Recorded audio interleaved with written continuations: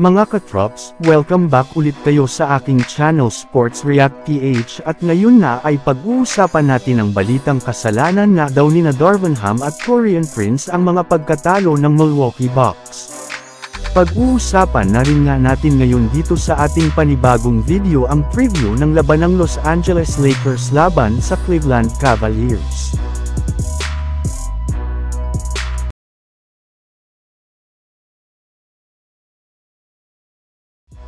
Isa na nga mga katrops, ang Milwaukee Bucks sa mga worst team ngayon sa Eastern Conference kung saan hirap-hirap na rin naman nga sila ngayon na makakuha ng panalo. At dahil nga dyan ay hindi na nga napigilan pa ng kanilang superstar na si Giannis Antetokounmpo na madismaya sa pinaggagawa ngayon ng kanilang kupunan. Kahit man nga hindi siya nag-alala sa pagkakaroon nila ng record na 1 win at 3 losses na record sa standings ng Eastern Conference ay kailangan na rin naman nga daw po ng kanilang team na magsimula ng mabahala sa nangyayari ngayon sa kanilang kampanya. Ngunit kung ang mga fans nga daw ang tatanungin, wala rin naman nga kay Giannis o kay Damian Lillard ang problema bagkus ang rason nga daw ng kanilang mga pagkatalo ay nagmula sa kanyang teammate na si Taurean Prince at ang assistant coach nila na si Darvin Ham. Simula nga nang magsamang muli ang dalawang ito sa Bucks ay wala na talaga ditong magandang mangyayari dahil palpak rin naman nga ang tandem nila last season pa sa Los Angeles Lakers. Dagdagan mo pa ng pagkakaroon nila ng isang coach Doc Rivers kaya mukhang masasayang lamang nga ang kanilang kampanya ngayong taon. Samantala pumunta naman tayo sa ating sunod na pag-uusapan ngayon sa preview ng laban ng Los Angeles Lakers laban sa Cleveland Cavaliers.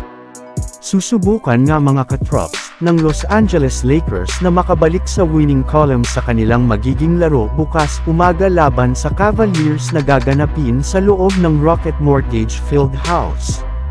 Ibig sabihin, wala ngang home court advantage dito ang Lakers kaya dehado nga agad dito ang kanilang kupunan. Isa pa, bago pa man nga magsimula ang kanilang laro ay inanunsyo rin naman nga ng kanilang team na merong mga players na mawawala sa kanilang lineup. At base nga sa ibinulgor na injury report ngayong araw, nakalista na nga dito bilang probable si Austin Reeves dahil sa injury nito sa kanyang hita. Nakalista rin naman nga bilang questionable dito si D'Angelo Russell dahil sa injury nito sa ibabang bahagi ng kanyang likod. Hindi pera naman nga daw dito makakapaglaro ang kanilang mga players na sina Christian Koloko na kasalukuyang nagpapakondisyon pa ng kanyang katawan, at sina Christian Wood at Jared Vanderbilt na meron pa ring iniindang injury.